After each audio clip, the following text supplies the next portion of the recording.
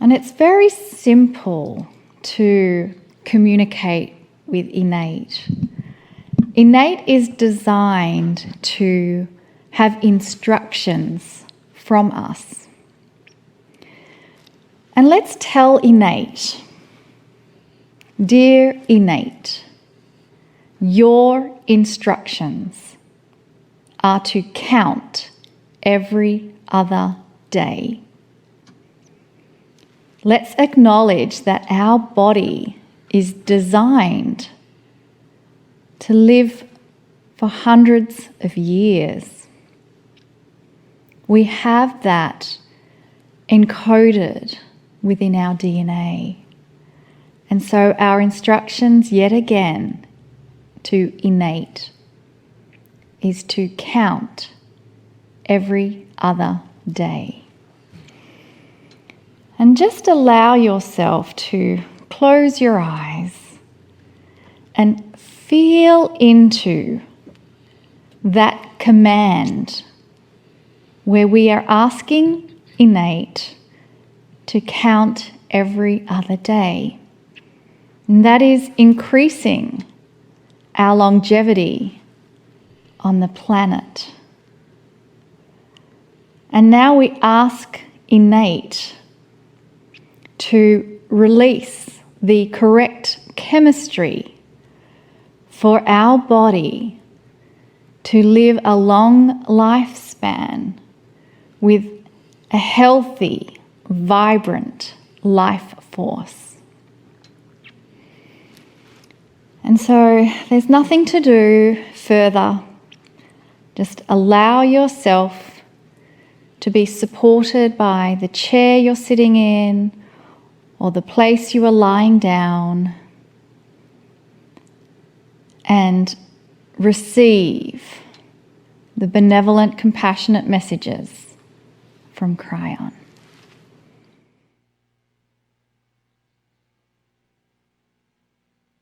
Greetings, dear ones. I'm Kryon of Magnetic Service. Indeed, there's something to be said for the word allowance. It was just given to you. What will you allow in your consciousness that perhaps you've been told you shouldn't? And that is the subject again this week.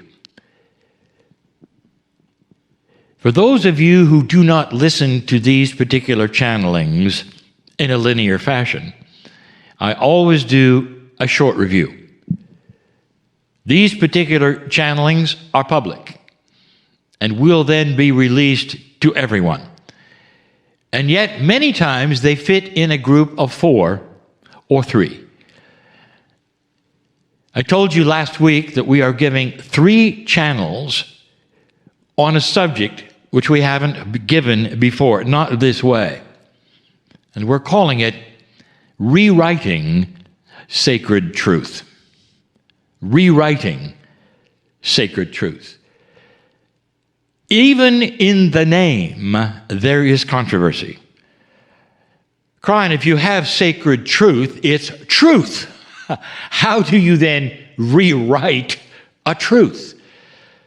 If you will look up the word truth, it seems to be something that is stable and that never changes. That is a truth.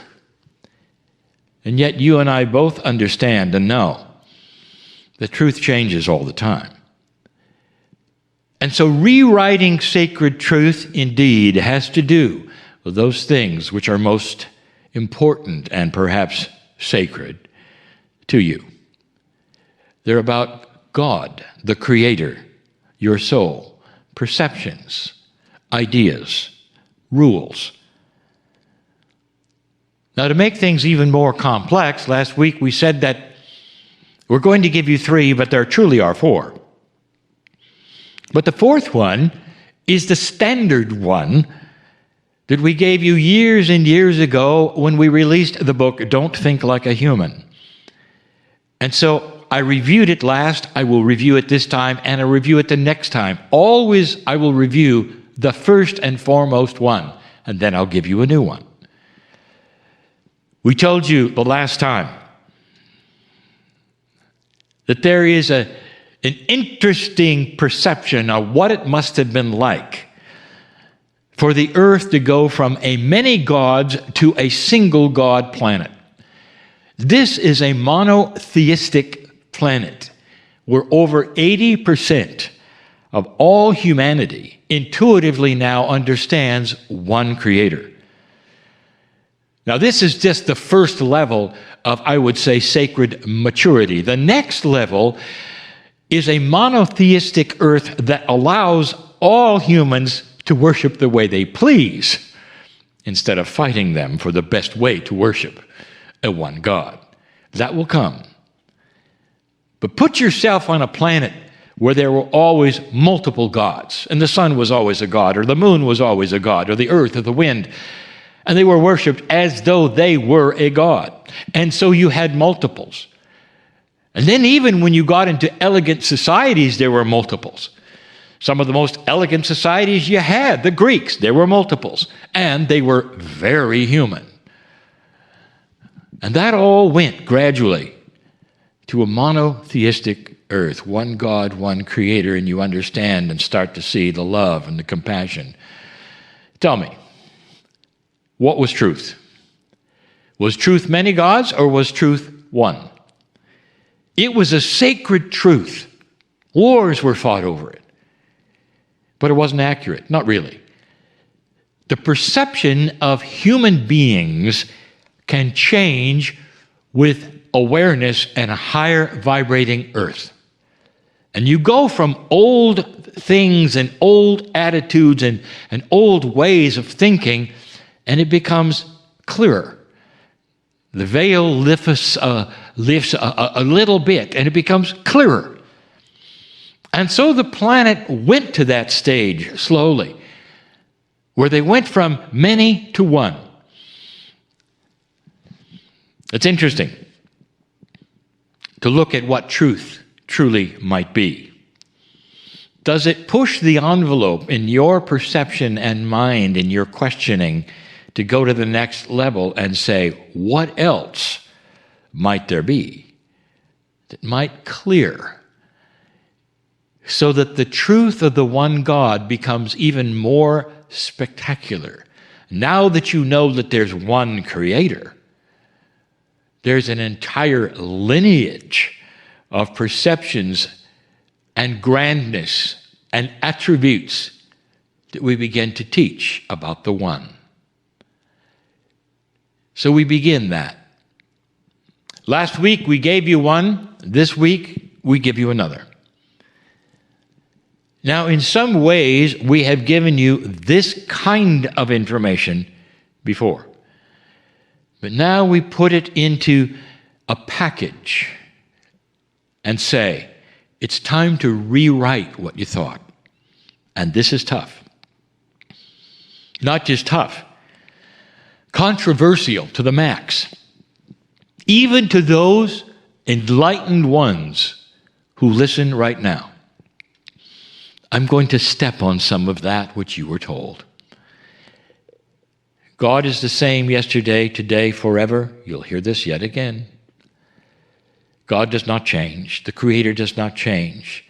The love of the universe does not change. What changes is you.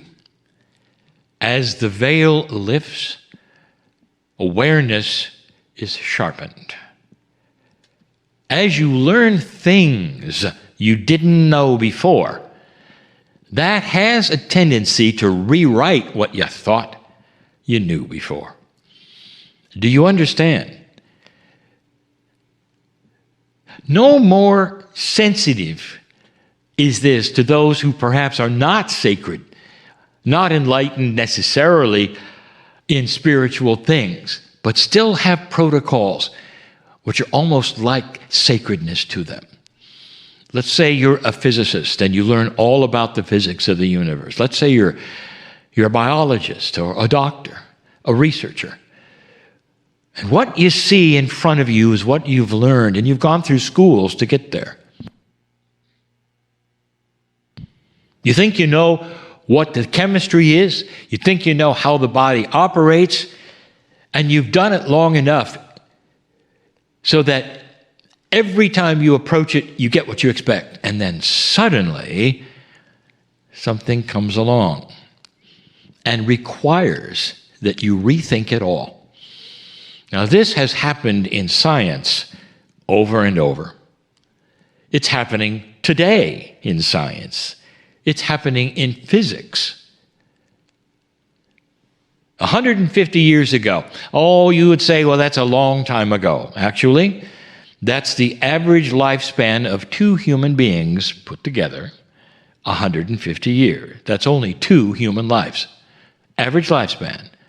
150 years ago, it was revealed finally through a series of perhaps 4 or 5 human beings about bacteria and germs. The germ theory set everyone on their ear. Imagine, let me use the words that they used, little creepy crawlers that you can't see were actually there and creating infections and disease if you didn't do certain things.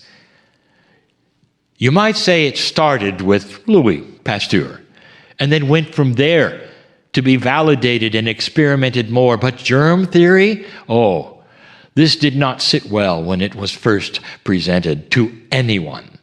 It was laughable. Little creepy crawlers, little bacterium are going to be there. That's the problem. Interestingly enough, even before his work, those on the battlefield knew very well that if you wanted to keep infections from happening, you took a little boric acid, or better yet, some whiskey, just pour it in the wound, and that'll work. And it did. A little painful, but it did. It kept away what they now were finding were the little creepy crawlers. What I'm telling you is that a whole generation of medicine, of training, of doctors had to take a deep breath and buy into something they never expected. They had to rewrite something sacred. How they learned it was not going to work anymore. What they did or what they thought they would do to keep infections from spreading is now seen as laughable and barbaric. Germ theory was the way of it. Get ready for one of those. I'm going to tell you right now, dear ones, that there is a lot of what has been taught to you as negative things that are sacred. You didn't expect this, and I'll tell you. What do you know about the energy of sacredness? Here's what you've been told. It's fragile. So you better clear the area before you go in there. It's fragile. So if you're a practitioner, you got to make sure that you do the clearing here and there. And be careful, because you might have a patient, and that patient, if they have some kind of a dysfunction, and you're going to work on them, and especially if it's mental or something, you're going to catch it, because there may be some evil in them that's going to go right to you. So be careful. In fact, even before they get there, you might clear here, you might clear there, you might do some things. You grew up with this. Then there are the others who say, well, you got to step carefully. Like being sacred is some kind of a field with landmines on it. Be careful you don't step over there, because there's a rule against doing this. Make sure that this is done before you do this, because, if you don't, you know what's going to happen. Do you really think that the creative energy on this planet is fragile? I want to tell you something. None of those things in this new energy are true. None of them. I will give you a visualization. I will give you something I want you to always remember. And here is the truth. In this new energy, light is winning. And that light starts with the light worker, and the light worker is listening to this program right now. Listen to me. Imagine that Merkaba or yours is a sacred bubble. See this bubble around you. Any bubble you want to. See it around you and paint it gold. If you have a black and white piece of paper, draw you as a stick figure. Draw a circle around it and make it yellow. It doesn't get any more clear than that. You have this around you. It is your sacred soul consciousness. And wherever you walk, you push darkness away. Kryon, wait a minute. Are you telling us there's no evil in the planet? Here's what I'm going to tell you. Get ready for controversy.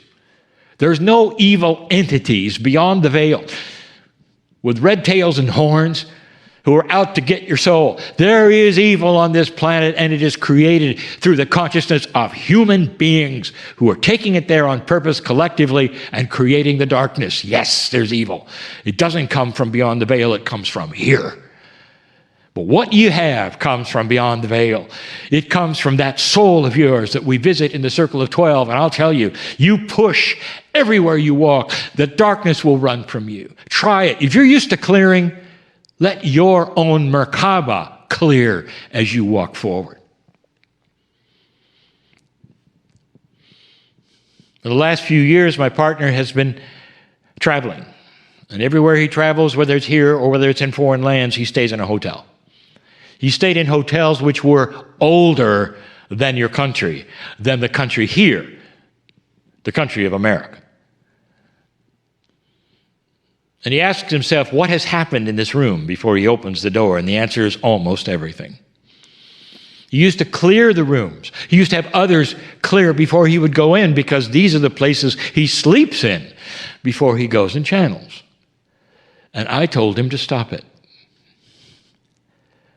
It rewrote his sacredness, and he gasped when he said, stop it? And I said, when you walk into the room, it will clear itself because you will push light into it. And anything inappropriate for you will leave that room because it cannot exist there with your light. Did you hear that?